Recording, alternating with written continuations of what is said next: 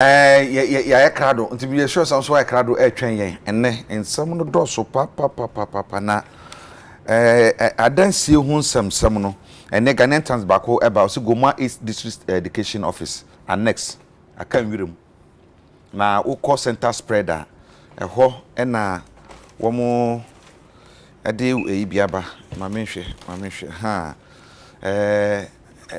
abandoned cold storage facility bebia anka afarefo de nam kwako guo enfa se cold store yesi edu achirichiri ma de condition abo ni motos abobo ho apro na afi so no small water system project bi eno so mo ye se ba afarefo no benya nsuo de mo ye eno so fine na wo hwe a wo mu si ICT center bi wo ho abeboa mabunu ne kwada wo tumi nya ba bi akosua computer ho nema eno so yeja ho computer nkrofo ko wie ni na ewo ya na eno na ye di wuramu a na ye de aba ya estate na affordable housing some o manga na mu adwuma di yasha se mekan se mampani a odi kan Ghana mampani odi kan osagefo Dr. Kwame Nsroma eye bitema ani mi ahodo bi na nya se kuma kra o chiche mu community na minya ho kwakra ko asutware sugar factory ho na ukohwe se de Kwame Nsroma chechire asutware sugar factory na eyikromu a bebi adwuma ye forte no ewo nifa so na factory no be nante na ewo benkum so omo hospital wo ho omo recreational center wo ho o supermarket wo ho ewo polytank kakraka water reservoir ensu ayenem se bibi biara adwuma ye funu hia bia no ebi wo ho school wo ho ema omoma yanso ne nyina sei eno na yede famu a na yakọ asakora mampode a yaka wansama kanka mampede da je kufo yeye aka yanyam hwibio mampede jeje de oye osakumo no and dem metu aka say oye sanke yeto aso ye bi ka ho a aka beko nani mampede da mercy mampede da mahama so bae no sagrami anukra de o ma ye wi ankese ni patinam ano se tiwo na epro na eno na ononyafo ye Minister for Works and Housing Asenso Boache wode aba say ye here 32 million US dollars 32 million US dollars na yet we dey wiesa sagrame project no sam yebedi hu komo pa na dey na ekoso yi communication minister oninyafo Osla Owusu Akufu oni Sam George afa air30 go ho social media we too many way na we atu amani way we too many way na we atu amani way what is going on so sa na ese ye no yebedi wo munyina ma chebejafo anti sa Sam so hwe na yedi hu komo pa ora Sam Jonah akokasa culture of silence any so manga na eka emmene yen oka ho nsam na mampenda da je kufo se so se culture of silence wo ho a wo mra no mechichiri mu yi pa sanse wonyini sa culture of silence na ora Sam Jonah eka no aye no korekora wo kwan bia so na social welfare fo na ka se wo mo ye membo se social welfare fo ni NCC fo ni wo mo ye membo pa yesore na ko social welfare wo mu ni hu nti nkwada na montene so ese yakokwache ye de omo ba ho nyina sa kwada bi kura nyini enu ni mpeni fie so na odi bone a anase bia bibi ekoso na brabo social welfare wo na ye de ne ko nothing could be nti omo se nkwada na ye de omba no omo tumi mfa omo esa so mba ho wo nya aduane kwa mo ni da bre kura wo mu nya nti so man a yesi ye nya mfie adusia nan bra ye nya fa ho die no ye nipa na ko pension ka 4 years ni bibi ye duru no awusa ne manema hu no eye eno so enkomo bi ayebedi na prince sama mi asemi ojidi say ye beka ye nka wo hu wa bu nkrofo saa agi nkrofo sika saa o machofo abro nkrofo saa obi ye UTV ni pise for mo ni pe ba hade biara say saa osofo mame agrada na agi omusika no bebre waje omusika nyina awie eno so wada ne Kristo ni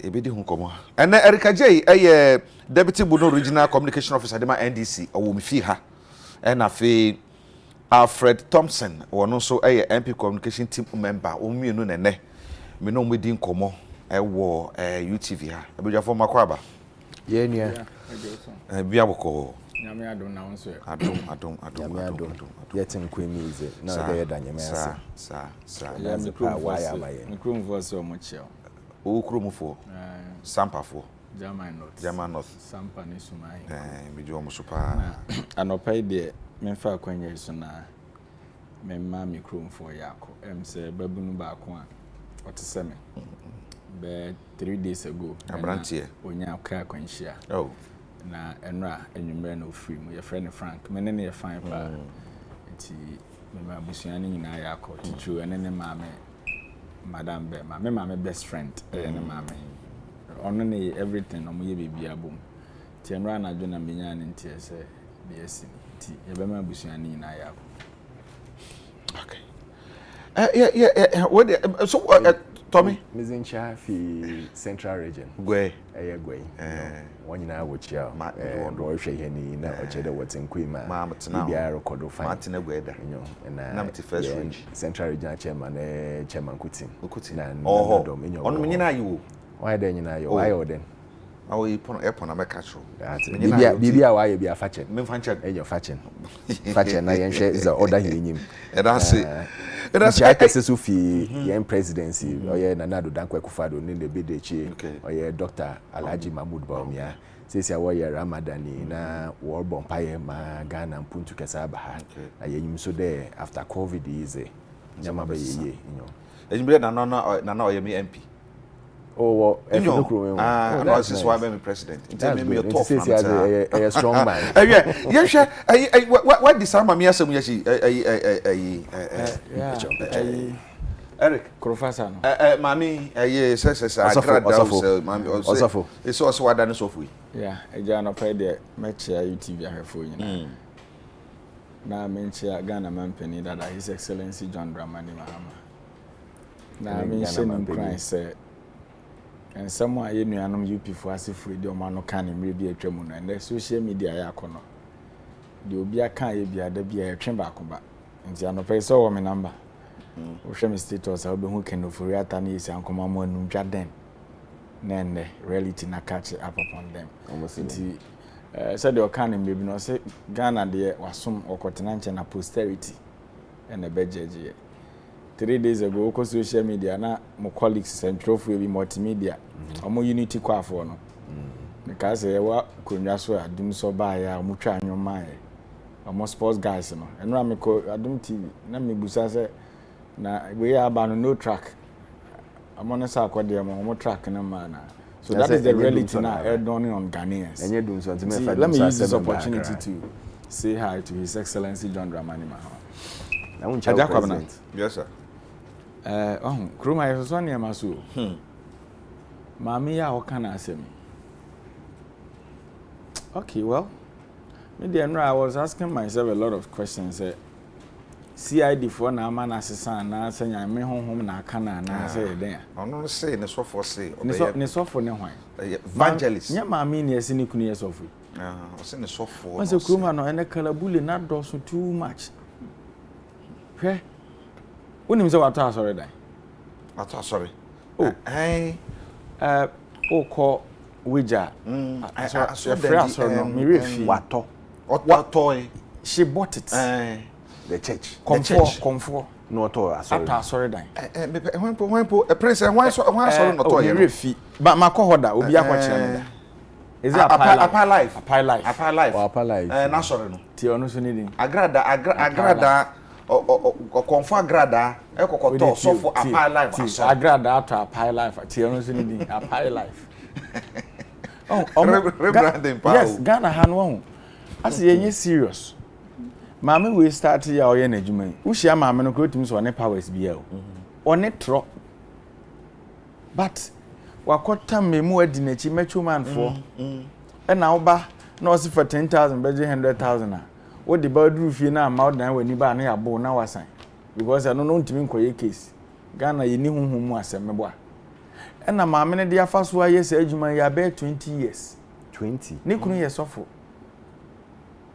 uti on te woni ne kunu masoro too much ba ko fa ha na ba ko fa ha enti de ko bu o mo fa so later no ba be ye sofo maame eno bi ne de asi ne yo aja den na ko fa we nyina ba de akofa ba after kaso incident na esi ya NCA de ne ho ba mu se there was some of the TV stations ne radio stations a omudwumedi omudi no omususu se eni emfamra kwan so this thing no omunim dada o ba Ghana de ye ma menhwe ye efe asemsi a na gidigidi ase yetu ho na mo anu bi na mo ye nti e wa na ete CID fo akofa no CID fo akofa no wie ya na maami ba bonten a second akuapim polo wa friends and trofo so no so asachira no say a friend evangelist evangelist there be need any inka ho evangelist hwan krantin evangelist na evangelist udru abrofo di track ho enche obebo nwom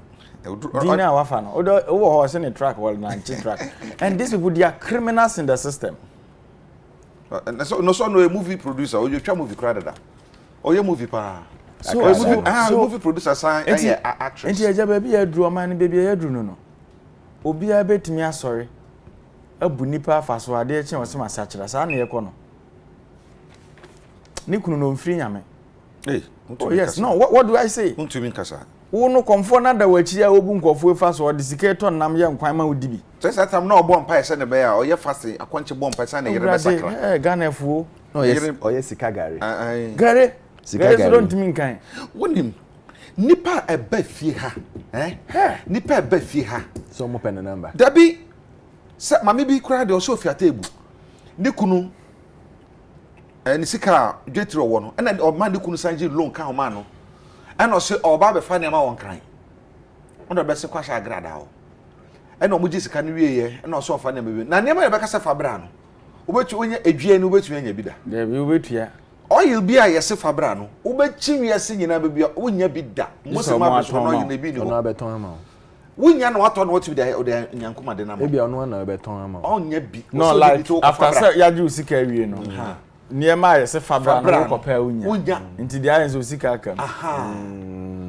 ebe abro no ma ohoro so opododo obet na nipa opododo kura ko nya bi wa hen anoma opododo obeden wonya etu kwana so kwaje sika no man the match for no abu sa no omo ye no enye nipa ba ko nyemi no me say bebre na ba fi ha memo ho na word say ne ma me fa ma obi ya no wabam eja mesre Ghana police station so ben hope da bi na me hwe ni program bi em so ko yi ase na police for guide no police such a criminal yes police for omo man escort enti kwanya ya fa so flexible your laws na kodu no nipa bone fo wudi fo say de ode aye nipa na enra UTV mo so ko mo the news na mo pe ya mo ni option na microphone na aja se nipa mpo se wasesa ya hwe nipa ne dimi na ne kwan on fa so aka asem utim se ni akwepa o na ni dendenden chese oye proud of se wabu nipa fa so ne de wa hu nyame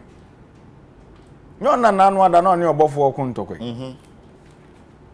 aju sacred to me bible be support Saul na onam kwamu a anka okwa tata Christopher meboa ojafo because there's mama na juma no don't second the things that are wrong no they are wrong na okay na ono so they are cutting na be ono so mama manusi abati da make na say we say me person of Beckham because I don't want her to even pick it up and use it me the person say so evangelist evangelist one na e share no sakom no Daniel evangelist ni kunu yes you think one day na ye this me the back Paul saw the na make no na mahu say we ye no kru say we ye no kru no na mkoma okokota Christopher ene yakopon kan no yakopon kan ti yakopon e kan no ti yes e ma ni nyadwe sakra empofiri mu a niemo ye no ese parliamentem obechen we CID for na kan no na we no police for na bechen de ne call ye and we also our court and you know they na omoche no enyimre me hwe Kennedy wo ni TV no and Kennedy ka say one maame na di asomsem bi pen no wo maame na recordings bi maame ne ka se 2020 obesachira na se wan sachira o de niema be ba bonten enti maame no ne lifetime no planet to wo se obedi bone 20 years na 2020 de kan ne kan obesachira enti we no bo mu a Kennedy so ka se wan sachira o de niema be ba bonten no se de sachira oh no Kennedy ne niema be ba bonten no Kennedy say oni maame na kasa ba woman ni nim so recording no alen so hwe na wanya ne ho info bi na o pushi ni say baby onam no e hotro e na maame na confess say obi gya de ho ye no nti we 2020 no je hot tight ni nyina nti e besi we mu a odi new level no ba no ti say covid-19 de ya mo de ba na aye problem no that's it ye na ye de but eja yesre mu mienso so nsemfo so me mu de ma sofo no ni kunu na asore no se maame we betena ho se ono so sofo yi do evangelist asore ma no could be all problem because the church na ka say a problem now in the country. You see what is happening now as a penny ni krom ha, these are the things that was in penny for kasa o. And one thing I me hu ni say bibi we maame da bia komfo a wato na no me si su me krom komfo ya adumo unhu omokra maame twi pons say ya na wa che kiki not TV so o kan say we komfo kiki we ahun enti we oti we dey na treasure maame na wanya ahunu bi say ya na ode any program and they are all bloggers in the system we hu no mudidi they do this ade be che no mo trend oko YouTube and no so nya kakra and that is what they are doing in the system now eja mom yen so say wasachira me de oye wudini maame na ye wudini because no nya wudini hwe nkofo a o say oye be ka po bo for dey na ubo apu a maame we kan okro ne atayi hwan na ni suban atayi kura de mate sense bo mo wasachira ba we ye wudini wasinya nya Adum TV UTV mo awurade mawu wasachira osesa eja Tommy ayati huni o I believe there are more important things in the country to discuss. Nyama edim punti obeba. They are mesre omomo hwe ni say omo form ho adwen. Obi a wa bopo sa for 20 years. Within 1 second call police station by no or say ade or a Christonia na or osofo ana or evangelist or say den evangelist ne de any income you or evangelist omo form adwen. Those churches or pastors or fake pastors ni adia omo nenama omo yesika wonkrofo ho no at the right time when God strikes momo nka say omo maame ana mo fie nipa bi na eye omo. God is a quiet God and he works quietly. Now the day he raises his hands no nsem na eba. Inti when they think they are using the name of God to make money and to dupe people and to do all sort of things are embuano. Mesre Christian Council they should start rising up. They should start rising up. So you can Christian Council and control those. We want to Christian Council near the they should start controlling these churches and springing up. There should be some discipline, sanity in the system. And that is why I like my friend is saying Papa we Rwanda. Rwanda man pen Kigali. Yes. Sorry, Kigami. Won ye a monko Asafo school you can open a church. And that is how we should start doing our things. Because this year obi sorry and then me feel say me nye adwuma bi ye into me pese me bi sorry na me catch we na me koje powers wo baby na me gina na me say I've cured you, I've done this, I've done that. No, I think it's becoming too much. No, it's becoming too much. And we need to look at it and look at it again if we want this country to develop. Sure, Papa J yade bi. Mo se do baby na sorry ya do so do. E ma ne sorry say that be on pin ma ne yes sorry be and register. Yeah. Nti through that e be me ye hu wa ye papa ne wa hu she da anya papa. Nti say that kind of say to me. And I think we should start putting things in place. It's they touch on the vulnerable or more educated near there. And to tell you the truth, maybe that's why some of these free education near there, some of us support it. Because at least if you have a level of education now. Professor Wajini Pama Grada. free education fatumche yen cancel professor why dey wa gini pay akoma agrada e dey na professor dey na pay come na ho hwan mo na comments good who comments good ni bi catch for okru ma ho no ko but educated no you see edu baby maybe sir say who comments good nkofo we no mo ba na on timi fa odomu mu it doesn't matter your qualification smart yes the world dey wa adwene be ye no omo dey adwene especially omo gina some of them the way they work on their congregants who be say inti then nebema you devote your whole life. And me, I tell people the truth. Say, listen, I go to church, all right, but I don't spend more than an hour or two at church because I don't see what you are going to tell me. Yes, so you say you can't tell me within the short time. And people forget, say, you work from Monday to Friday. The only time you have to rest is Saturday. And that is the time as often also or no professional all year. He doesn't mind keeping you in church the whole day. And fan the whole day says oh no say miracles, no say miracle service, no say dance service, no say that service near there. They don't mind. Into omo back from Anapa, obi to me starting from Anapa, oba pun be 4 o'clock, 5 o'clock. Now bisa say, what are you doing in church? You senior show. O man ya team. Obi a se ne ho kire no.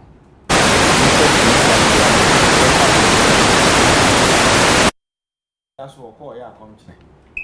Obekom so na ba kokora wo sa ne refi se wo se wo se odidi che se yama nkofo no se ya no mo madwe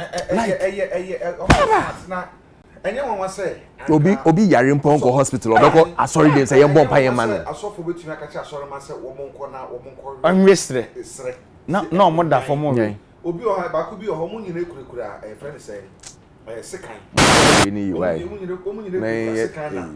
wo mo de sekan no ebobo from say enra so na ba ko hye sofo no hye soldier fo atade na o hye hye na okuta tuo na o da fom na asoro ma na mo yesi o shutu bronsan they say the Ghana bronsan they are taking people for granted and I am begging Christian Council to rise up. Sorry, no bibi won because it's becoming too unbecoming. What is going on? No, everything bibia no pesa jama in a government, in a mampeni, in a way, but there are institutions that regulate them. And they should also rise up and do something.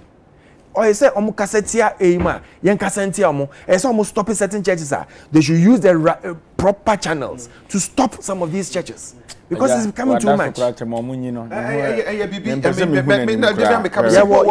Proper topics discussing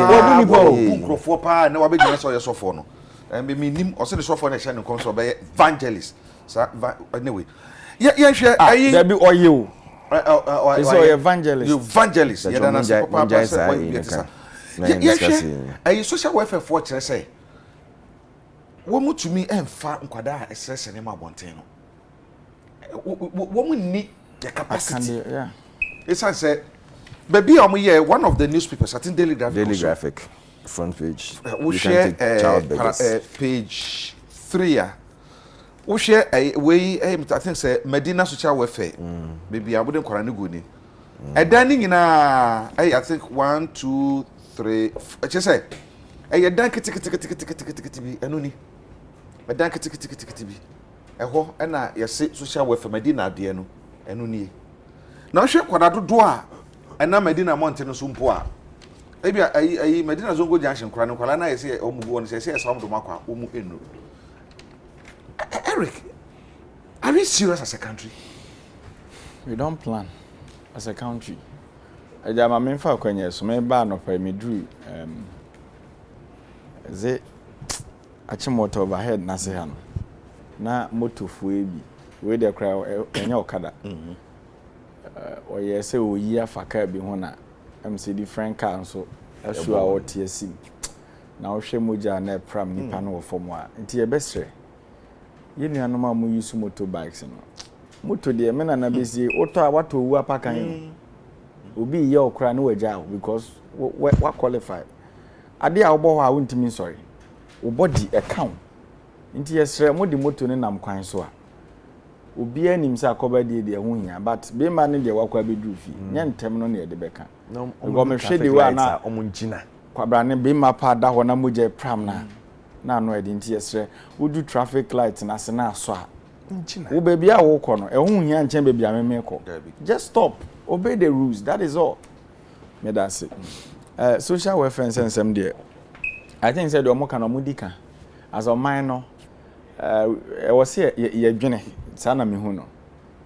Eja te said ye ne ye ka ayi krofasafo ne asofo ya asɛm sisi ye wo sofo ba ko bi a ono sa wo baby a apostle Kwadwosafo ni showroom no wono runabout no so twem ba wanim kakra bia ye wo sofo ba ko bi onu se da bi ogina ho na akwala bi a se ya no operation e de ade a hye ne no akwada me bank na ha da bi oni akora na ye adwuma ye pesika ko hwe akwada all these things no what ye hu what la pass is Legon side or we feel when I was transfer I don't know yeah no is Legon we hu be we hano obedu ho no Jesus just say ene nipa timi de Yankopon din bo apose odwene ho awonte ase odu la pass no gina ho so why inti menye sure say ye ne banso that is my thinking mami bi kita you see and this anya ma we nyina no social welfare for ya na ka bitimi abo am yesi ano komo ne gender ministry true gender ministry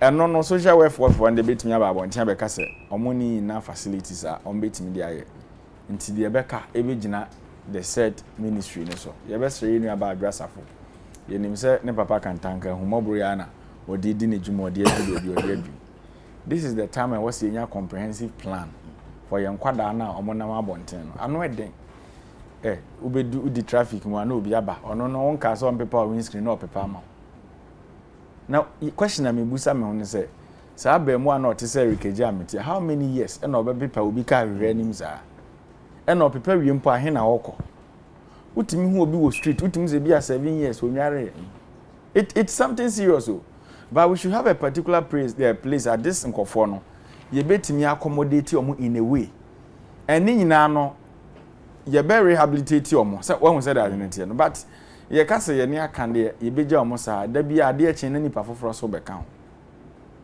e ba the issue of education say the ye kan na menu ye ka say ne free education ye amanfo afri abonten free education about masa still nipa okrum anameboa they are there. What do we do? There should be a proper policy about media curtail is anyama no.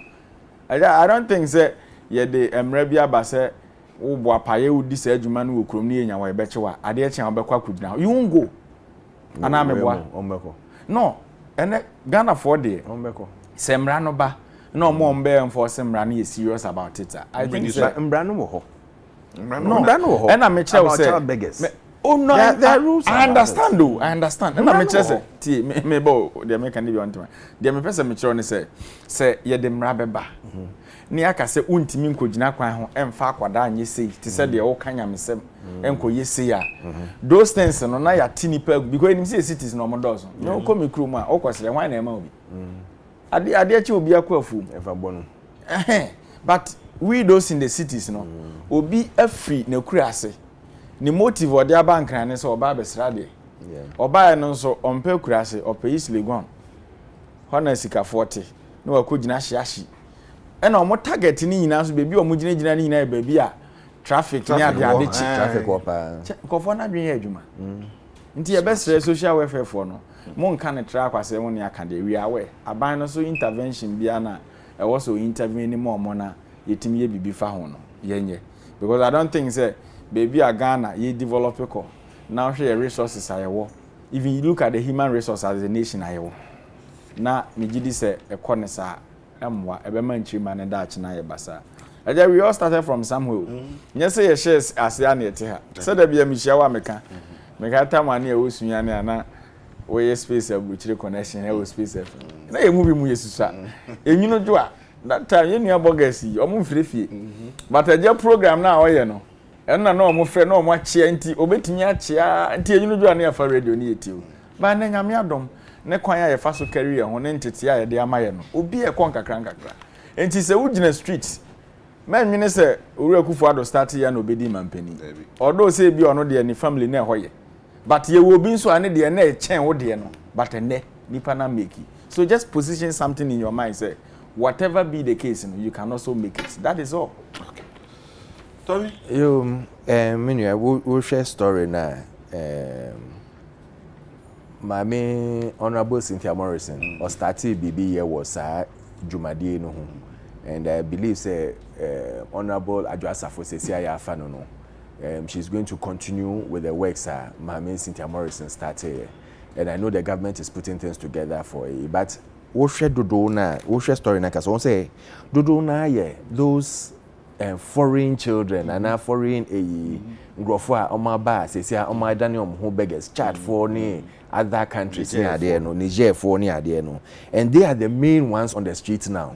Because mama, even now our children or the local or the Ghanaian children have also started. Because someone will say Sikawo chat for started and most of them started so many scanning there no.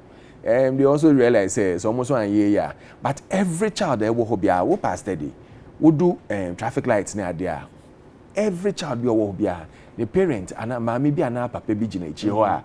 Omo atewe chihoa omo shent. Omo jiskani ya. No mo de akomo. There are laws, there are rules. Police no nim rules and regulations concerning that. Nsroma, they should put the necessary measures in place. Because ya dosu. My entry na ebia opening be ka say na police ni bi ye na adwuma ye. And now say okọ stop ka na oji bibi answer. All these things should stop and let's concentrate on these little things. And then emma on mine who say ekoso ana enkoso. Everybody obia so kakra omo yo omo adwuma aka yan nyina ye hu beto yen nti mesrom they should start watching these things those places now the necessary rules and regulations are say apply omo so no yan apply who say ban omo ba because omo realize say obi ankasa omo they come there and nobody is chasing them out. Yes. Every time, even the ceremonial road, no, there shouldn't be any selling. Every time, be not on the ceremonial road, right from airports to Accra Center. They are not supposed to sell on the road. But any show, Obia so no Obia so no which is wrong. And there were rules they brought up. I'm glad my friends Accra regional minister was started. Let's make Accra work again. On your action man on twaso. Ombomode obian supporting whether opposition or me dem supporting no na ni mayor no so oni ni nyina no mo ye djuma o do okọ your friends okọ Madina sa no oni MC no ni mayor na onyo no de the BCC Accra Central no nye mayor na de BCC o na ho ya ko say enye mayor na de BCC but say ono na ni tua so mo de BCC wo ono person here de BCC they have sat down they have planned and is working they are working as a team they are going to clear and make sure that Accra is working. No, me I support them. They are working. Accra is working. Aja you see one say Okasa no or you smart. Ye nyina ye support. For this things, nye unim say Ghana. Unity of purpose. Unity of purpose. Ja Okasa no bi ati unity of purpose. Listen to me carefully. There were purpose wo ho and there were unity of purpose. Meaning say togetherness na dey go fight to achieve a common goal. Fine. But yeah any be you soon ye ban bi na ama problem okrom ha do. Oh yes, true. You understand? Oh yeah. Because kwaku na ekoye dia ene typical water body ah if ni ade sisi one of the newspapers they are saying by say I think one ministry be any Zoom lion ka bomu aye sanitation something graphic Ghana graphic Zoom lion national sanitation campaign e no manye wo ho almost 30 e wo Kumasi that day fortunately na mo Kumasi me kwai otufo baby and penifo satan na Chief Julius local government minister and Kofi Kumasi mayor. Let me tell you when the sanitation started. Okay, the late vice president Aliu Mahama started that national sanitation and I do baby no then the new government came then they brought the national first Saturday of every month national sanitation day and also new government by necessary then you see every time it's like but we the continuation of purpose kontambuo na na dia opposition for kontana no sanka sabre no e no mo huguru krumu no mbo kase e no ma yesi e no that is our habit omo hyase Kumasi sada no na ka Ghana fo nyina hu se efina sama ye ka no ehu hia enye NDC enye MPP na mo ye wo Kumasi o mbia huro de efa ehu nyimu bi ne emprapra mountain so a anka national sanitation day no anka do chiri ene yes e be start with Zoom lion da be ne be start No, they are doing a campaign, but the work itself should be done by everybody. Last your friends and me UPS side on neighbor, and I'm lady be or more tongue at their University Junction hono a bus traffic lights no. Or such water and or jatu form. And I'm besides my friend is on fire, and also you say umbe babe pra. And I'm so what do you mean some babe pra? Say yen na ye jai sa dia na. Sa time umbe pra no umbe be before. So I made her pick it. And yen na say yesterday sa dia no. Ube hu so bi tika mu, obe didi ewie no. Na wa to ade na to street no so because of his say Zoom lion be pra. And I say we be yes imagine say Kumasi Central Market project here ye. Wo dwedi ni na no di mudwa.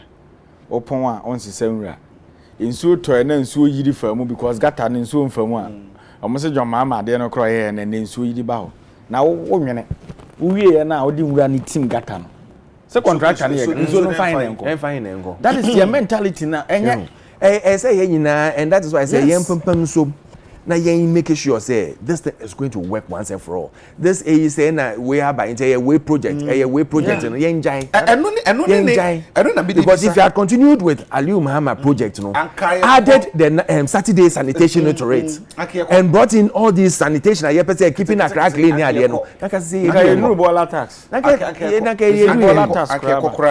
and no punitive measures no you should put in punitive measures for people to start bola tax here the best punitive measures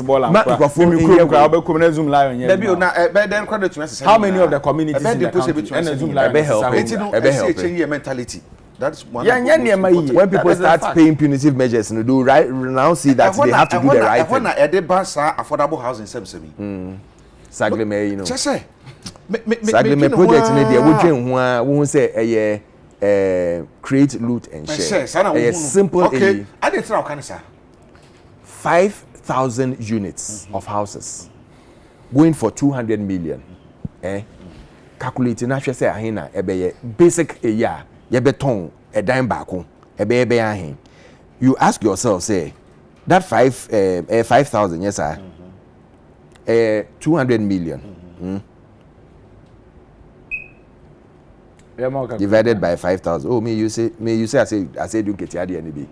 I said na come turn back 40,000 a dino which is not even affordable. 40,000 and it's in dollars.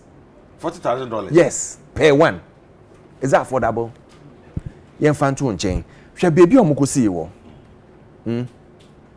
It shows you say the land and everything is cheaper. So why 40,000? Now, out of the 5,000 that say naka almost no. Say I wouldn't mind here almost see 1,502. That is how much they've built. Out of the 5,000. The call parliament say the 5,000 units. Yes, in at 200 million. How many the same 200 million? No, 80,502 units, which means that one unit it cost for $133,000. How many people can afford this? How many people can afford this? One unit is going for $133,000. Even a semi-detached or even a detached house, and even in Accra. Go to JL Properties, my friend say you get it for $150,000. Hey, JL, I don't know. No, I'm giving a place. Now if I'm go when go to State Housing, they are selling very nice units. My friend saying Adekye at reasonable 400 and something thousand Ghana cedis. Why should we go and buy $133,000? $133,000. Yes, sir. You better man say you. The mere fact say, why should we create loot and share amongst ourselves? Granted. That is what we should stop. Granted. Well, my nyama ebe katakata project so. For me, asema okay. Create loot and share no. Me dey be ameka say. Ana mam your phone me di mo ya o. It's a sabutu be kasa say me say disika. Aba we mu fo disika wo sika nkwa no mu dio sika nkwa no so mo betena ba mu a mutumi nchi nipa baby nipa ba ko bi pe na mo de technocrats ba ko mienu mi nsa bi na eno so foin enti dede am ye opposition de ba ye nyina no ye nya so mfa so bia NDC ye mo so mo ye na say create loot and share instead of 5,000 unit houses And almost 1,520. And I says yeah, and they've paid 98% of the money to them. Good. Now they need an extra $32 million to pay this to finish this project. I'm not just a project yeah. And you know, maybe now 32 million. You got 5 if you reach coffers. Only panel. Do you know? Sikadodre so this no. Want me fancy. Do you let me tell you the ashase of this project. And I was with the consultant. Remember come watch. Okay. As so see 5,000 units units. And we see 1,520. As the final and we see. And sikana so this 5,000 no this way no. And you better not say I say esan say when see 5,000 inti no see 1,520 inti no you be ma 1,520 no so ada hwa mana say remember that is why I told you say if you made me finish it today now $32,000 $32 million no what they can 200 no ho 232 when my here water 1 unit $154,000. Necessary about you trading in a some to me absorb about me absorb. That's how buy to me boy. Now yet to me artist swama ye. At then so. I die no. I bind dying. And your band down crana sister baby I don't hear back as I abandon taste one. Okay, my main show how this whole project started. Omoko Ora said take ho. Say they were getting a facility from France. Omodibesi 5,000 units no. At my friend saying they were looking at even at that time $30,000 per unit on beton, and they were going to work with Ghana Home Loans on be off takers on the Bema and for affordable housing or a mortgage on be a mortgage scheme near Adiama. So Tekpe looking at the whole if government is not going to get involved, no, then he goes for this whole project. He's fully in touch or he's fully supporting this project. And now we call parliament near there now more approving in our way. Yes, we na ye done in sa na ye squeezing in sakoshe no mo 200 million from government. 200 million from government, somebody a project. And they are going to build 5,000 units. Echi almost starting almost say they can only build out of the 200 million, they can only build 1,502 units for a 200 million. Omo near there no. When him say ye kasa no. Insuo ni ho, electricity ni ho, hwe ni ho. So even if you sell it to someone, me toma say say ko na got na ho, you can't even move in there. They have to spend extra money putting in water, putting in electricity, and before putting in the final infrastructure. A car eda ho.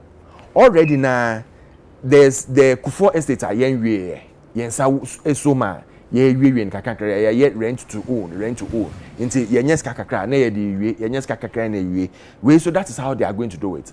But before that, you need to assess the whole thing and see whether it's a viable project or not. Says yeah, ye aye government a car edaho into government and say yes, you started to 2 million no na ye.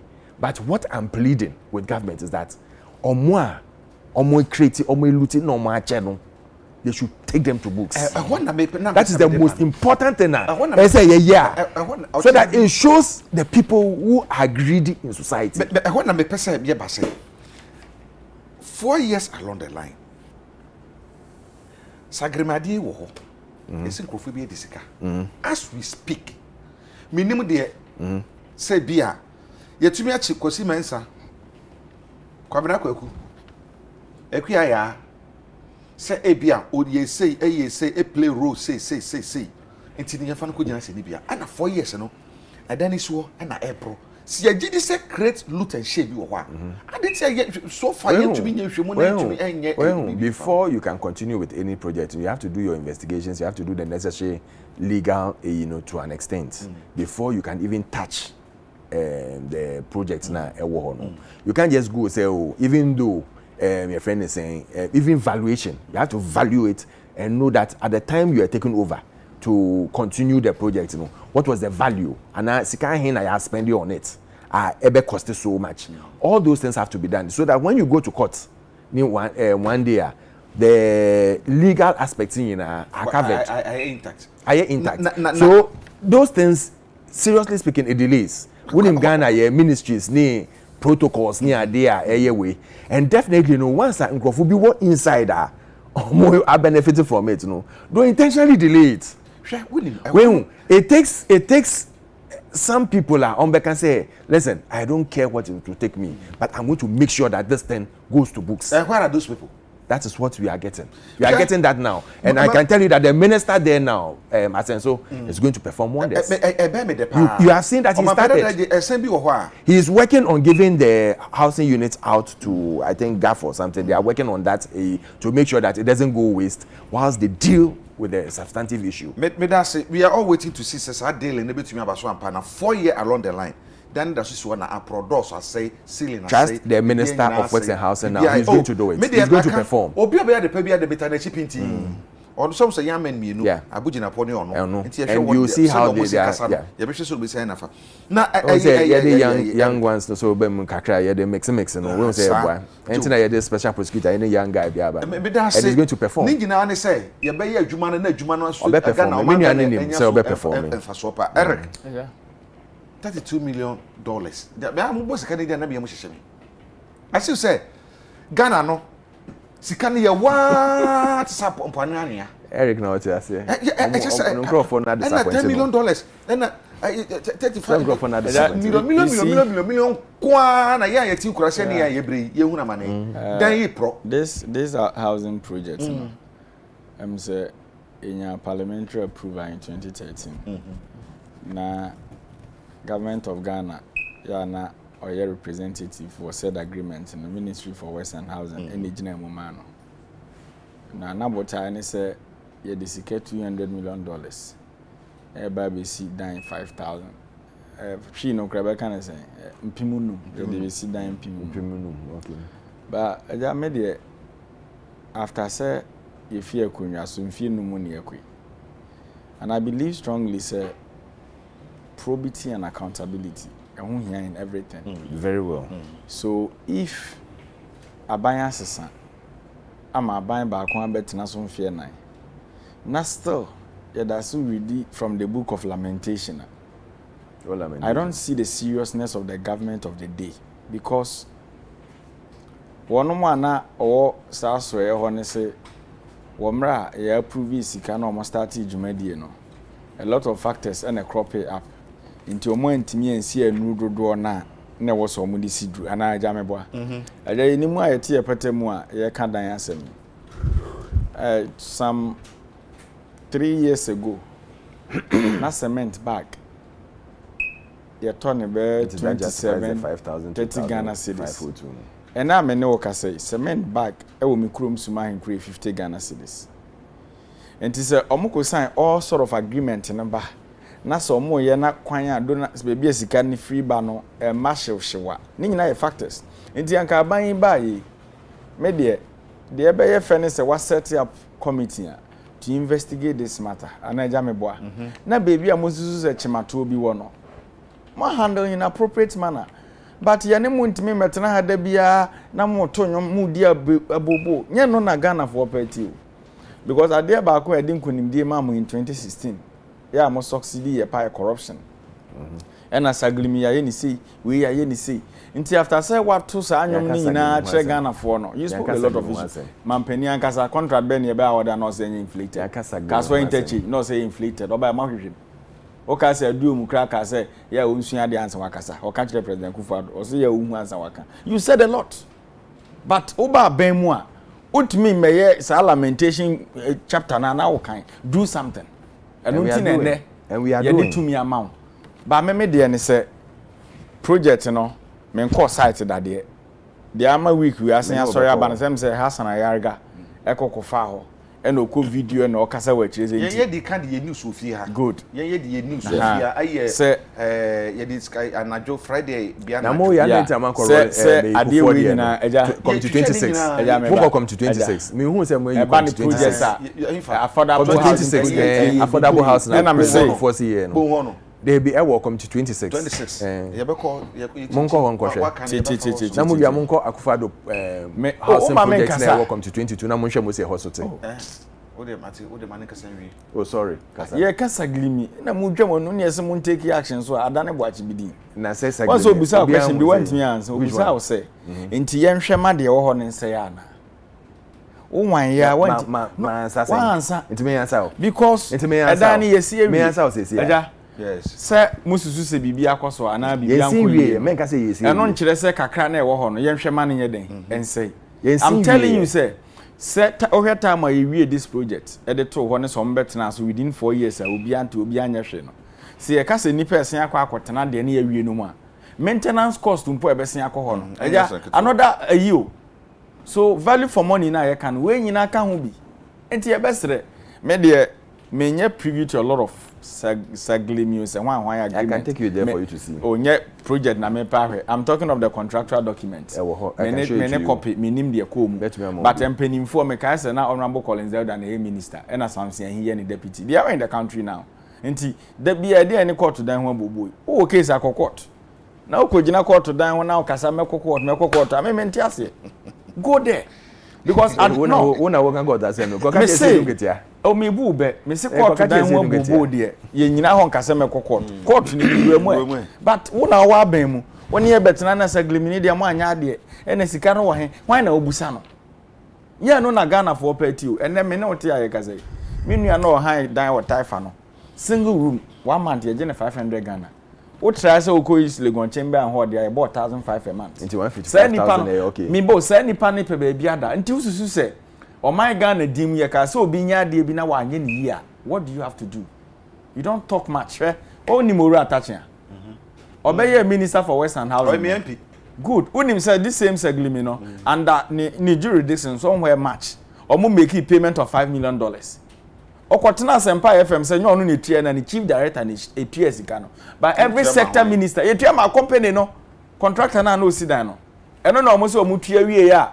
omo hu contractor no but you as a sector minister who oversight responsibility of the ministry and ameboa nti ade a wo susu se chemato akọ na entwa yie no why do you come and continue payment what am I say somewhere March in 2017 omutua $5 million to the company all these things are there nti untimi metena ha emfa on san show them from now be complaining and as aglimi you contributed you paid some why did you pay because ajuma ye incomplete no you don't add up dentina dan no se de na to make no se ebebe se mpimu num na mpimu no anke se mpimu yansa na yi ahanum mpa ena me se anka ne de o de na ye good ena me kire se me kwa aba de fi bebi a woko me ne otie ye nim the nitty-gritty of the yes ye nim sa de no good ena me kire se me abjaye bia me one plot e wo mi krom suma ahinkru me start say me si da me de be 3 years kura na esi me start ye na me to cement be 30 Ghana cedis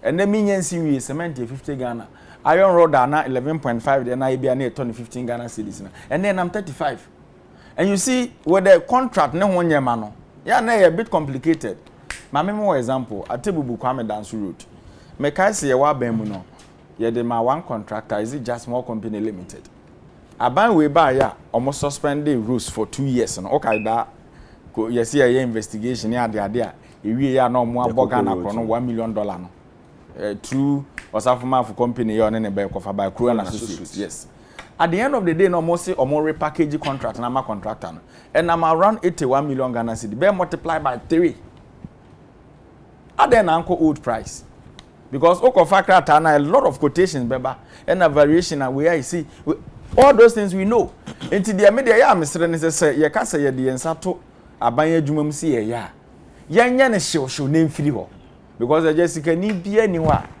bi to say doctor Osakwa me despite mo omo estate businesses no mo ye no o maso so de si no de si once ebi wo articulate akra na obehia na water cement ni nyina begu ene ema ohia nyina na water na tego but e ba ne say ye ya aban adwuma because aban ye wo fa enye onua pani no ntino we do it anyhow at the end of the day na eni bia ya betena se na ye bobena na Ghana for say na politics na your mo de chen ade bia de ono so nim no kro no so be kan bia me yeso ya kan no kro no o si e na kan enti ono wo e we so wo bi that is the problem now so saglemi me nua attach akọ ono abo MP okutua sika ne bi ono de kra ka say oba ba ma investigation akoso san wa fa mo atua bi e na ete ye he say asenso bo achi aba enough of the complaints work.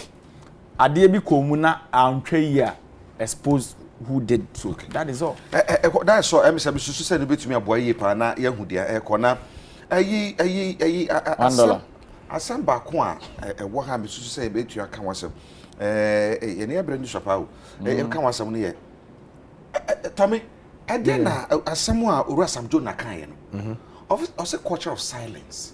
Yeah. And I can so many ye. Na minim sasam na okan ye no. Wo wadwene mu no. Ohun say there's no culture of silence ana.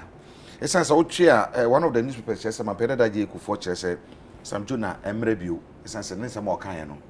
Enya de a ono ohun ni ye krasa. And afei o man sika sam se de sika no ye brobosia. O kire say ye exceed revenue target. But expenditure wise no you exceed about 11.something%. And I feel so no shares say car ye no 291 billion Ghana cedis. And we share ye this kana abroso it's a GDP no 76.something%. That's some more kind in the account. I come here say mo na mo aba mu mo asem na mo bresu na oka asem no culture of silence no e wo ampa ena yesika asem tutuye no so no kwa ne sen yegina na so. Okay, but I say em say ye can culture of silence and kasa Jona say na come to me kasa I know wait me kasa because okay culture of silence no nipa e kan ho asem first any Professor Dubois and it was in the PNDC era as say adani NDC time those times not GBC na Daily Graphic na Ghanaian Times na omoye ejuma nti at that time nobody could castigate the sitting government and the only paper ever out and no mutum can be kakra obetumi akofa your friends na your British BBC utie BBC ni ade na mutum bo government echi na Catholic Standard no mo dey here to say cartoons ni ade no mo dey here and then there was another one be na outside na one of these journals near there no. It's a culture of silence and that is what it was about. But make I say on the 7th of January 2017 Urana Nado all man speech no can say we should not be citizens, we should not be spectators, we should be citizens. Say obian to minka so won say bibi because we are enya ka. He gave everybody the chance to talk.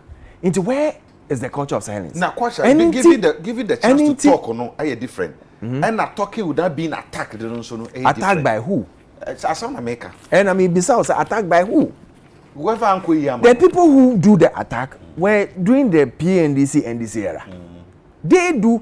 Who can say ora? Was it ahoy? Was it to be quite by out? They can say maybe Rollins.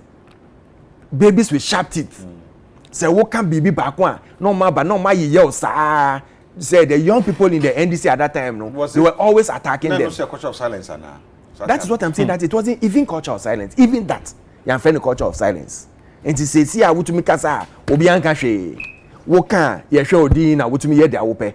So what is the culture of silence? That is why President Kufo Oka say we should put him to strict proof on fair evidence and bra. Say the culture of silence is existed. Well, I'm glad he's come out as a senior citizen. Why enumerate things are on. But you see, when you are doing that, you give it with examples. Say, oh, ebia, we kasa no. You say, on ye di mon kasa. We koka we yan finance man ye juma. The president is a listening president. Anything a ya nkofo kasa, obehwe no na or act upon it gradually. It takes time. But he looks at it, he puts his team together. Omo tenase, omo find one drink, na omo ye ho ejuma. That is what he's been doing. Otie in all day. Or yet they are nkrofoka. When you say culture of silence, where is the silence coming from? I believe, say, everybody has been given the chance to speak and speak openly. But Adebakwa say young ones, yes, say, ye kasa. Ma ye infa arobashe ni nkase tru ni ade nka ho because when you start insulting or when you want to make a point and you start insulting the person ebia all kanwa then you lose the value of either what the person is bringing on board or you lose the value of what you are saying. we hu ade no nti at the end of the day no wo tie obi ana wo rebate obi asema all kana yemfa nyansa kakran ka ho a yehu se enye arobahye na ede result ba enye wo frɛ nipa ko no din na ede result beba but wo fa nipa ko no asem na wo elaborate on it ana wo tie mu yie na wo ka ɛho asem yie no ɛno na ɛbɛma mpuntu aba oman no mu. Now talking about a car ne sa nyamanyama no yen hwɛ Ghana yen GDP before the COVID and after the COVID. Yen hwɛ yen loan portfolio before the COVID and after the COVID. Even UK are one of the biggest and the most robust nations in Bo. A car he no omoje under the COVID. 2.something billion euros no omoje. America the same. If and at the moment here Kasano GDP to AE in UK it's about 98%. If we are talking now, we should relate it to the current situation now. When you want to segregate it now, I can say, oh, you are just looking at the year 2020 in perspective. Nyama anko ye because of the COVID now. You are being disingenuous to all of us. And yes, we need people with business background, with economical background, with good background to come and bring ideas on board. Because Ghana Ghana say and he also talked about my friend saying foreign ownership of most of our companies near there. I won't say yes. At the moment, no, you realize the business is also near there. Foreign direct investments now. And we have been going around canvas and say they should come, like what the Chinese did. Almost started Boeing, when we wanted Boeing or they wanted to learn about planes, so they made Boeing come there for 10 years. Whilst Boeing was there, they were learning from them, and after that, they handed over and they started doing their own planes. Once you want investments into your country, you bring people on board, you learn from them, and you take over from them. That is how you grow your nation. Unfortunately for us, we didn't see that when we were having the friends saying, my friends say AGC. It didn't happen that way. But government has gone back to revamp and energize the Obuasi goldfields and Obuasi mines under the leadership of President Nana Addo Dankwa Akufo-Addo and with the support of Otumfuo Osei-Tutu. When we say they went and they opened and they created avenue, they created jobs, and I think it was even, if I quite remember, Otumfuo book and say they got that place for a mere $1. Who said then, and the same thing is happening with the Air to go, which we'll get to that AE. But at the end of the day, they've created a job, they've created the avenue. When President Kufuor realized, say Westel from the foreign aid at that time, we bought it for about $10 million, or we invested $10 million into Westel, and we sold it for $120 million. So sometimes it's a strategic aid for government to come in at a right time, buy it from the foreign ownership, and reinvest and give it back to ABA Ghanaians or to the AE at large. And so let us look at all these things and let us put it in perspective. Now, whether we want to grow the nation or we want it to be stagnant.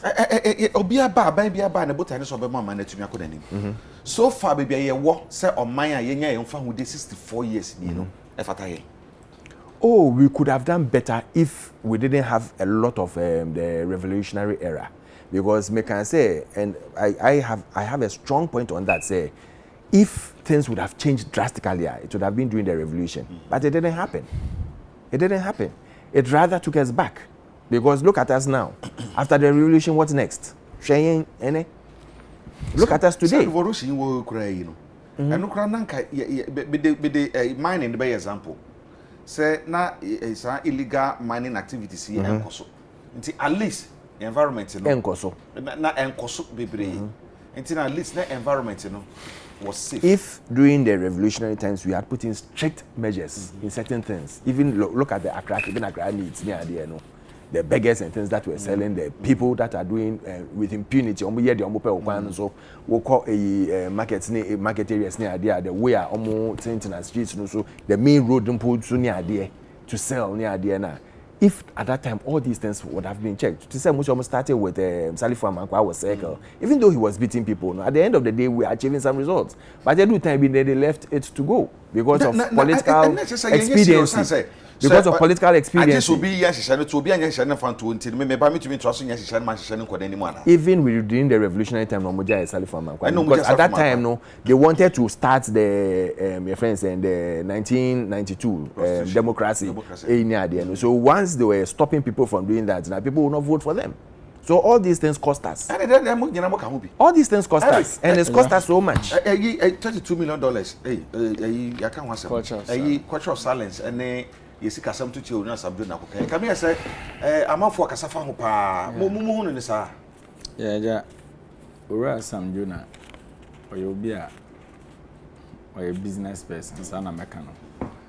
E na Ghana ye kan anim defo aye wa omosombo mo man na untumi nka wabra omo samdo na di. Ana me boa. Oh yeah. International wise. True. That recognition no.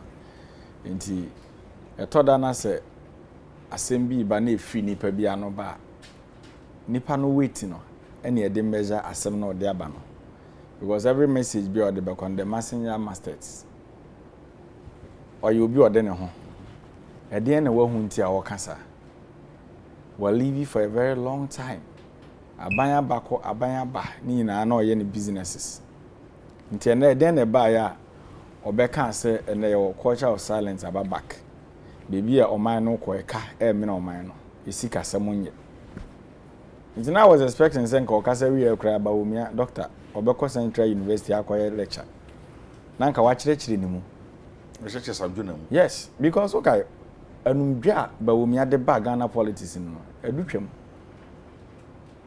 wa say ye nyina ye ko school there. But I thought that the Israeli classroom say, but now also applying it the same way. Emfa. And no be na ba omi ade to Ghana for bi mo adwene. And I me no tie aye ka say dollar ni cedi nkomo se ye jadi. And e da sen 5.7 5.8. But enumdwa ben and a vice president e ndwa okuruma. Me boa. Bisi aye ka ho asem. Be banka ba omi asema na e ha mo. Ba omi adwa nanum se ye tisika so e kom de na onu mpo de. Or ye Juma or Bank of Ghana with your account balance. And Ghana, a buy bear number within 4 years. Wajibo Siacho Kufu Adoniba Omiada. A being see that. And Timini, Ubuza and a simple question, sir.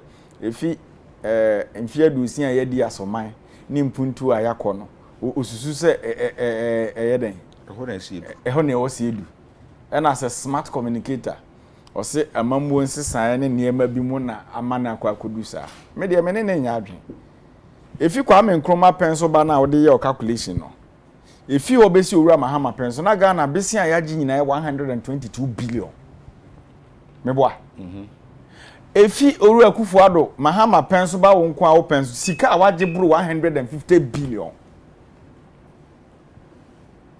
I don't come out here. It is Sika or wajino.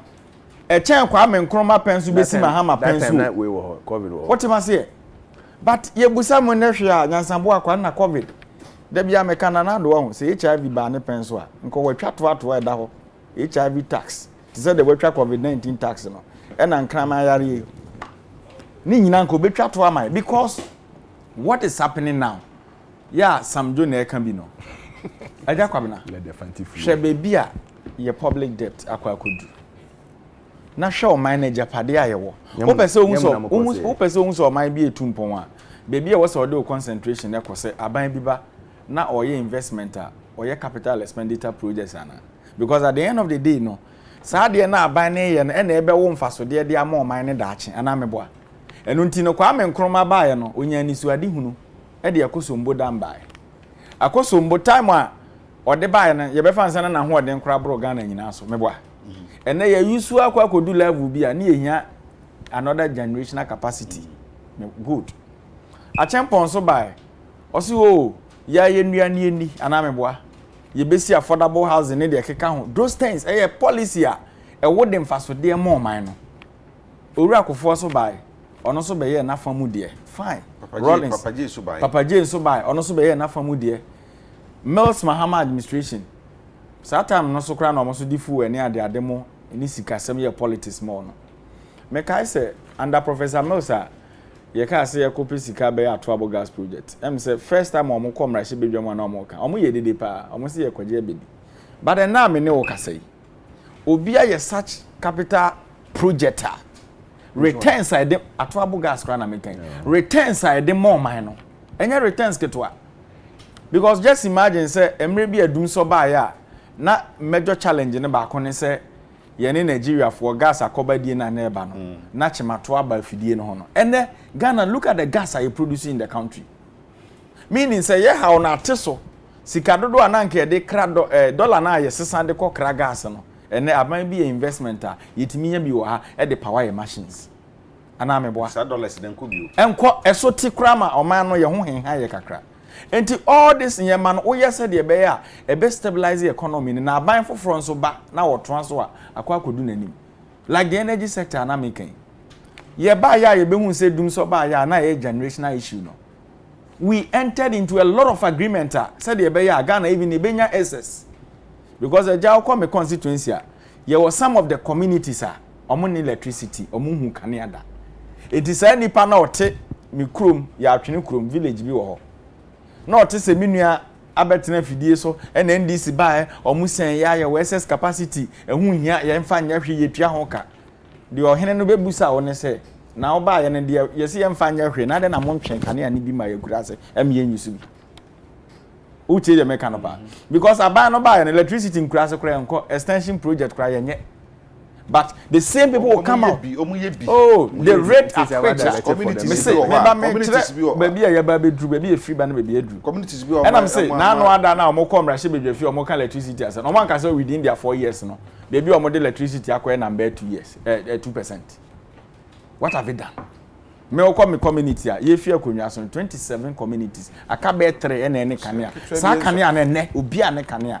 But you get them. Right time, they will come and tell you, say, your SS. Enti nipa na no we sesa covid aba we de covid e ka asem no e ho na akwada aba akoko University of Ghana ofiri ni krom kane ani ho enti ni mobile phone no ntimi charge na Zoom classes no kra akwada na yebi. What are we doing as a nation? All these things yenyo enti samjo na hu baby a ya bosika bosia ya je na de bia Dr. Bawumianam ene de onam fi o se o hwe digital o wa na wa wuri ofie se wa address no ye eno mo na aka o mo enti mo ye so sika na wa je ne de ne de aye eno na epese ye hu because bosia waje no se Ghana forte se waje bosia we na ye ntimi amfa bi anhye local companies mu an sustain no na etimi kwaje bosia begu banks na multinationals na ebade a ni am tax waivers akese se they should come. You see the example now cite here no Boeing for there now kan here no o say China for stadium for about 10 years right but we are in a country Ghana for nanka say ye adwuma na akwansidie ba ye de ne say we should kill them. Which one are you killing? Look at the banking sector crisis. And then Ghana, do you know what banks in a strong need. Nigerian banks, you know what happened in the banking sector. You see, Aja, yes, sir. Well, if you don't know something, you do it. Ora Sam Jonah, the Okai and no, you're 2 I take it. Ebiem the culture of silence, you know. Maybe who say in a bank one for one, a bank home, civil society organizations, second home, and a more media, mudi mwakotene, and opinion leaders.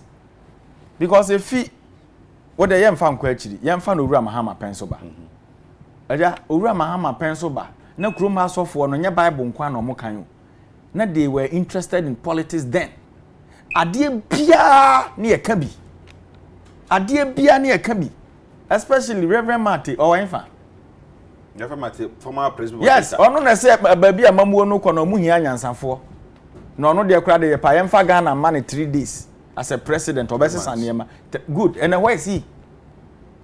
Reverend Otabel last time I met him and call so on the TV say am one or any ma fan because nipa hunye na nika all these people are in the system they are not talking now because you see Mampeni Akufo-Addo oba the clergy now mo kasa kasa no and all the bebre na toto board so e wa ban nwuma so governing board their part and they are chopping so they won't talk the rest will suffer you know me no ka say and central for amu wokruma 90% nya atwemfo no ye yete akonwa so de na dodo na anye ene this year be dia de says la so maje omoman mahama tani no obedi akonwa ne penso de dum so ba multimedia for journalist mi twa nwom ene dum so mai come region bono region e ho so adwuma ben no mo ye da bia jaman no fofo da sumu oko release timetable say kaswa ni poku ase a wo se ye nkranko a meanwhile oko atebubu a yedum kane a oko nkranza yedum kane a wherever you go ene me ekoso and people are not talking.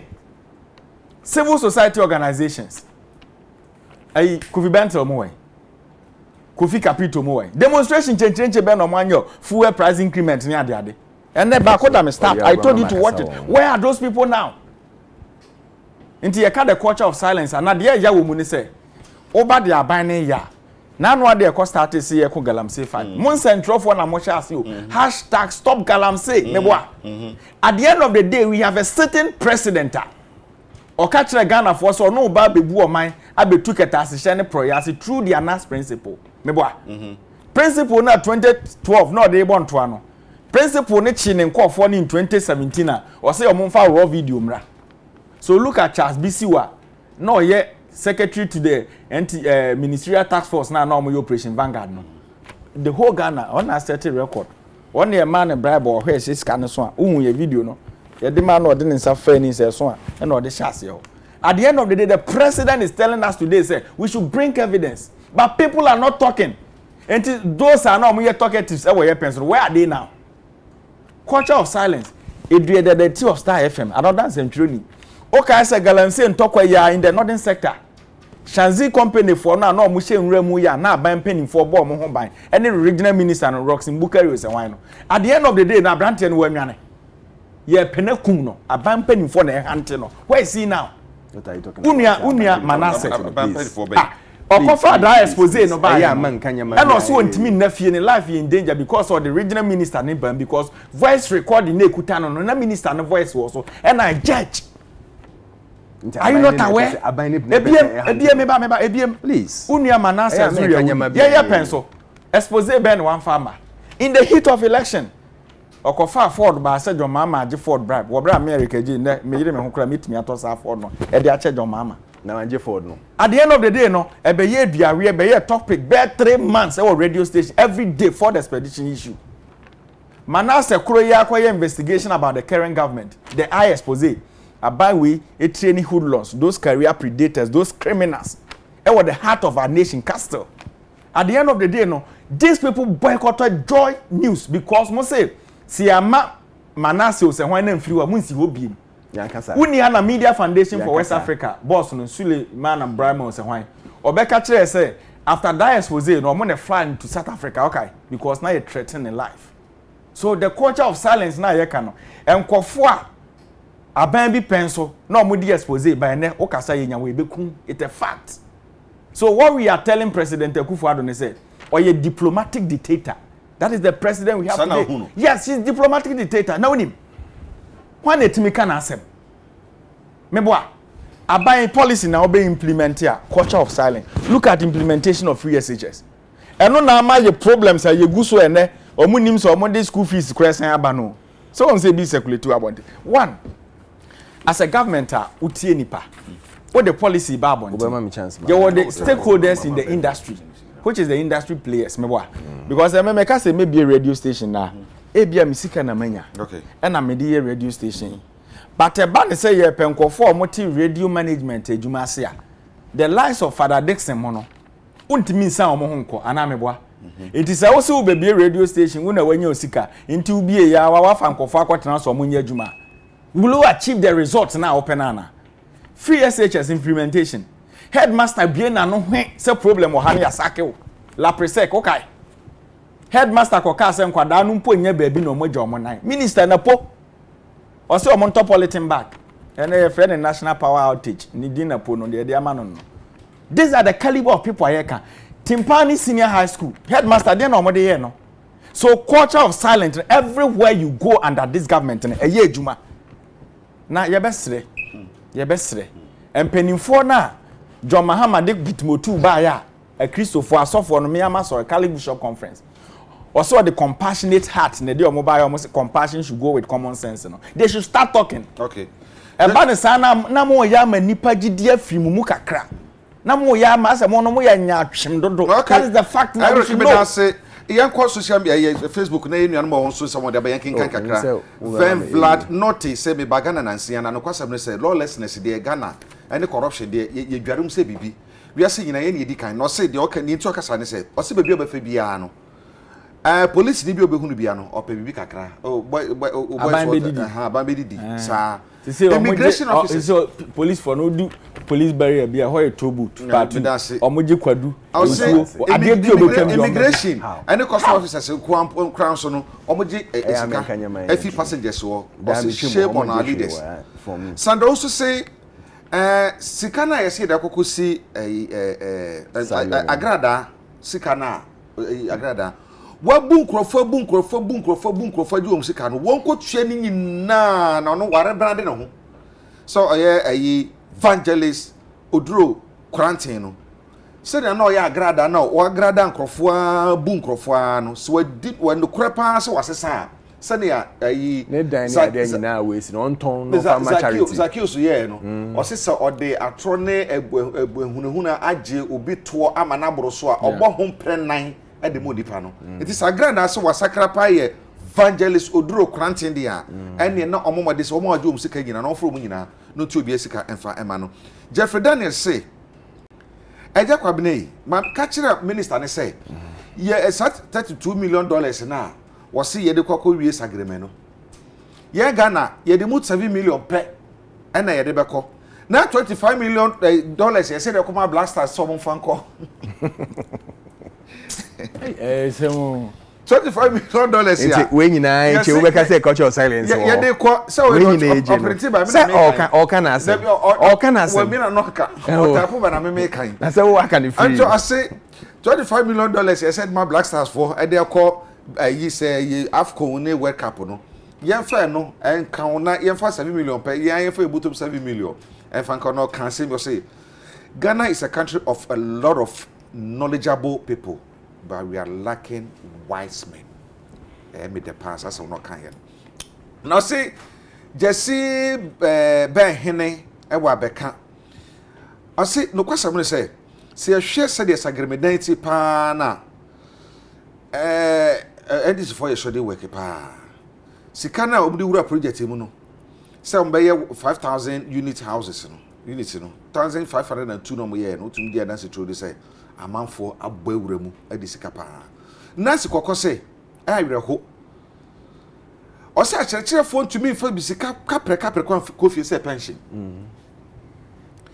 enti no adenti na sa adan ahodo ewo hoi se ti chedi ko pension na se de bakokora ma se ti chei wo ko pension kotena ho a ankanye nansi udika seta kumani okay Abu Dhabi na wo yedase Dubai yedase Francisco jo osan say eja yan kanifo no efa dustbin ensisi kwa ho nyina edu ba bia anye yan fom so se ade nemagu efigu abontin o e bia wanum so na wie na so wadi aduane be opa baby kura de dustbin na to a opa baby de wira na to a unya dustbin afa entum enti sanke be ya anke fa dustbin enti vantage points a ebetumi aboa I remember when in Kumasi AMA Kojobosu time omo de ana Mr. Sapon that Sapon na ke Kojobosu time omo de dustbin bi ebesisi emi ahudo na dustbin common self fancy from omo ye dadie bi na omo de tare o da sade to be for dadie no kogina so e shiti gumu you joking I'm telling you o shiti gumu for dadie no ofo dadie no ekotena no kotena so no shiti gumu you joking I'm telling you Kumasi ayi kwaja pia say eja Ghana de Ghana time o say yenyai adai ye niam ase sem ta frache obisa question bi na me den sa me bisa sa question no o say enti yan twen ma project ni nyina da ni nyina ensei asa ne akoho ana ese say some no bi oka unse nipa de yawde pa na kasa e wosa adan a yesisi a aye basaye yetumi nya ho bibia ho no to me mama obeye sima ba mienu bi na kanfa osla ene Sam George sem amukai sa 30 go no mpese me respond to no be respond to this all the time 30 go ya ka ho asem e fa ho eja 30 go e de na wo mu me ntiase o $1 no Mama Sima Beba Kuminu Bina for ye sorry. May respond to me. If there is culture of silence, Nanka on and on to mean na ha, non Casati say most first. And the PNDC NDC. Who dare you come and sit on TV? Now wait to me catch here even in Accra. What can me yedi? What can me yedi? Under the constitutional rules. What can me yedi? Me yedi? No, me say me you say word PNDC NDC. NDC, the NDC count. May you P in the Pino by the NDC count. Under their Rollins time. Who dare you? So, Baba, now can't chair a host democratic regime. Who are you? I was brave year. Under the democratic rule of their president. Under their president. Even Mahama time. President Mahama, I'll give him that respect. He's a president. He's always been a president. Who then the attack dogs. The attack dogs will come onto you. Because social media are their question. How they attack you as if we are seeing. Ronnie's complained about it. Who didn't complain around that time? About who can say government officials was chasing who from the northern region. Come on. That is cheap talk. You can't even point to one person. I mentioned the name. Who say Edward? Which government official was chasing Company Limited. Which government official chased him out? No government official chased him out. And then am I a regional minister now? Roxin Bukele. Then am I a because he went on air and said certain things. You see? That is what I tell you. Say this is a government license. President Adekye recorded. Then when we say the regional minister was involved in something. Why did they sack the regional minister? Was that the remedy? Yes. After sacking him, yes. The best remedy. Yes. Obi ordinary boni galamse ayenye. Yakofa China for begun rem. The minister they should continue the work. Please, you see their double standards. You can jot your things down and respond. Please. What say who was chasing Anas? Anas is say Anas, my friend say Manasseh. He's in the country. So you want to say that they'll chase him for some time, he will go out and come back and you'll be okay. Don't chase him again. Come on, please. We've grown above that level. You can't cry when you dimu. When the all you say Accra da or say wasisa from a friend say Sikagari to friend say evangelist. And we need to be, and that is why a lot of people are copying that attitude. We need to be serious and also be precise with what they are saying. Culture of silence, as Samjona Kane, he was talking about intellectuals. They should also bring their ideas and everything to help the country grow. One of the bidding attempt. Party Nibia and the MPP in the Samjona attempt. Nobody has responded to him. The only time Samjona will share the speech the speech I will share Samjona Kane or say it was under Rollins now attacking. But now no, he's been able to be free to talk. Hey. Go and read. Go and read. What he said, he said statement we Masa or say statement now they attacking to the extent no to make me say then a bema statement you kind of maybe Etwemu kwa no san abekan na che se ne ma hye na kwase ene ma bia san aba ma ka be nchira wo se medase Adekye medase deputy bono original community NDC Harriet Entry ene ye ne birthday masa ma mi bisa asem gako even when President Kufuor and Ora Baumia were criticizing Mahama, what did he tell us? He said, "Move the president. That move to me by criticizing me." That's what he said. That is what he said. He said, "You cannot criticize me." Now, and your culture of silence. What culture of silence? Obio's the president. That what Ghana had to be criticizing. Is it the culture of silence? What are you talking about? You tell the people to shut up because I mean. Omudi ata na so band ni nyina ka adwuma no ho bi. Enti Adekye medase na fei Alfred Thompson so meda wasese munya bere eba ye say ya na so ni nyina mu na o man ne ye kyekere se one pay urola e de ha beba wanya ofamu dia e de ohababa me so wanya me famu dia e de ohababa mesre let's all stand against say ye be say Yesu ahodo no na save them soon now project no ye be hye gidi say eso wanti den su ani voter lake de ye ntena se ma ne nsai esanse sai a ye de nsa begu yeti Yesu onsam e be gye agukura enti ye de be sia ne ka ne agya bi ye nya akopon ye ho a ye adoma ye be san ye hye da mo nyina sai ama mo ene hwe kriwa wa kire ebo a me nyina no aseda piesie na me de mo me din ye de agya kwabena ya kra mo nyina ochina ye be hia